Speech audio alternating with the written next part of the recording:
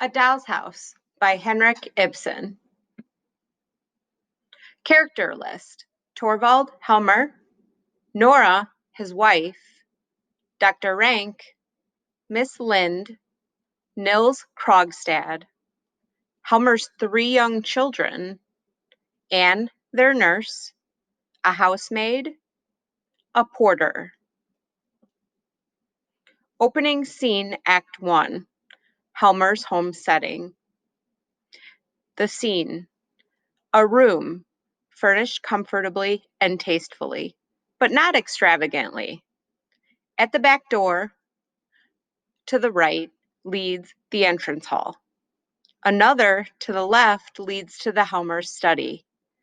Between the doors stands a piano.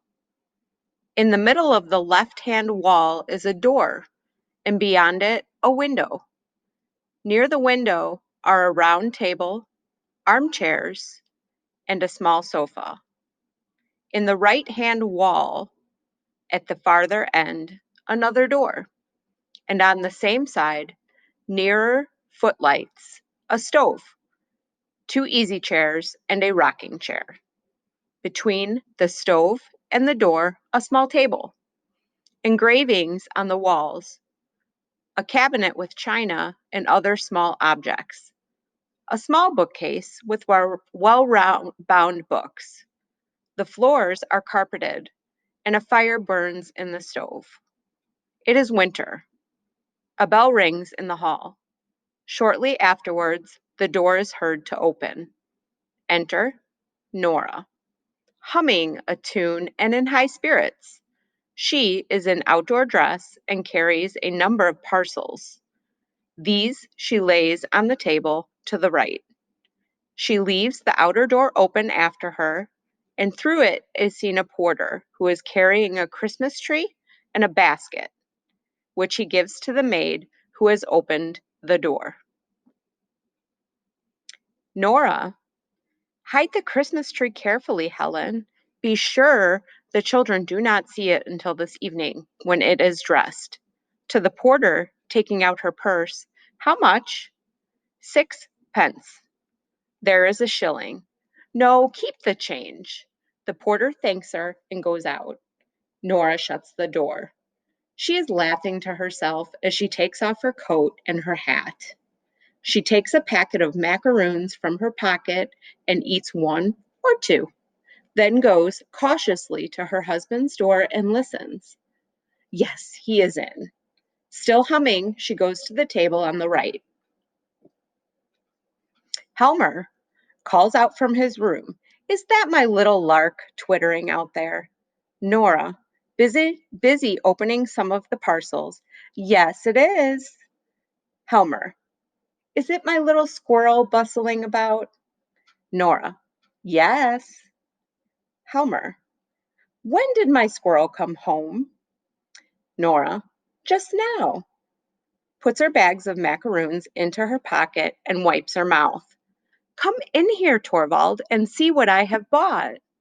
Helmer, don't disturb me. A little later. He opens the door and looks into the room, pen in hand. Bought, did you say? All these things? Has my little spendthrift been wasting money again? Nora, yes, but Torvald, this year we really can let ourselves go a little. This is the first Christmas that we have not needed to economize. Helmer, still, you know, we can't spend money recklessly. Yes, Torvald, we may be a wee bit more reckless now, mayn't we? Just a teeny wee bit. You are going to have a big salary and earn lots and lots of money. Helmer, yes, after the new year, but then it will be a whole quarter before the salary is due. Oh, pooh, we can borrow until then. Nora goes up to her and takes her playfully by the ear. The same little featherhead. Suppose now that I borrowed 50 pounds today and you spent it all in the Christmas week. And then on New Year's Eve, a slate fell on my head and killed me. And putting her hands over his mouth. Oh, don't say such horrid things.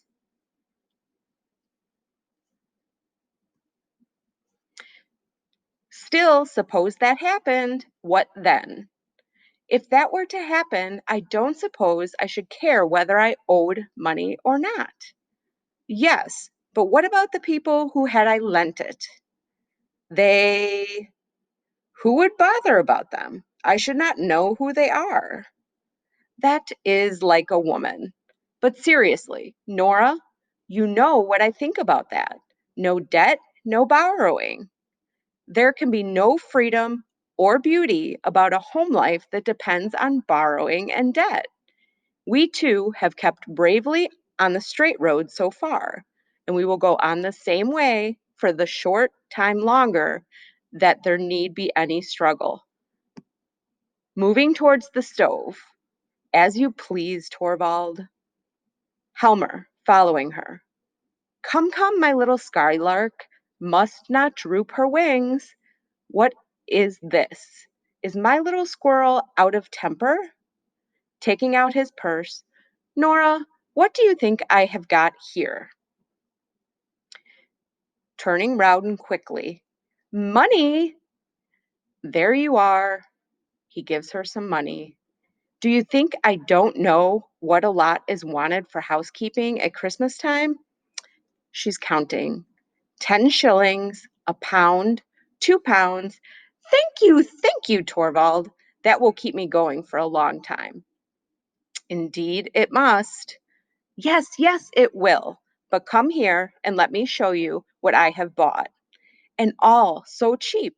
Look, there is a new suit for Ivar, and a sword, and a horse, and a trumpet for Bob, and a doll, and Dolly's bedstead for Emmy.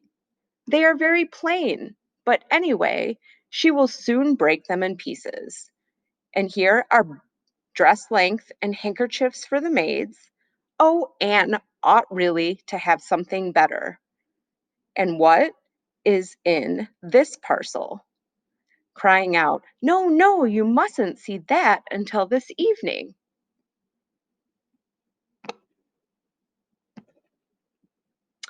Very well.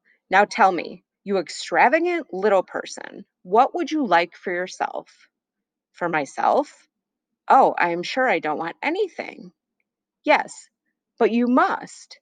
Tell me something reasonable that you would particularly like to have.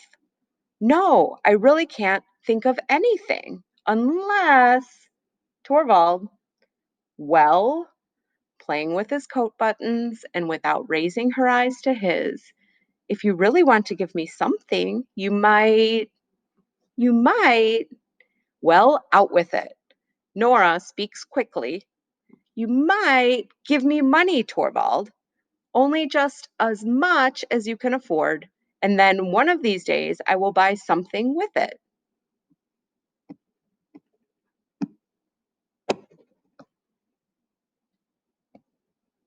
But Nora, oh dear Torvald, please, please do. Then I will wrap it up in a beautiful gilt paper and hang it on the Christmas tree. Wouldn't that be fun? What a little, called that, are always wasting money. Spendthrifts, I know. Let us do as you suggest, Torvald, and then I shall have time to think what I am most in want of. That is a very sensible plan, isn't it?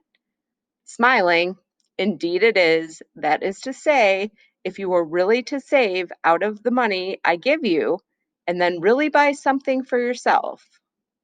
But if you spend it all on the housekeeping and a number of unnecessary things, then I merely have to pay up again. Oh, but Torvald, you can't deny my dear little Nora. He puts his hand around her waist. It's a sweet little spendthrift, but she uses up a deal of money. One would hardly believe how expensive such little persons are.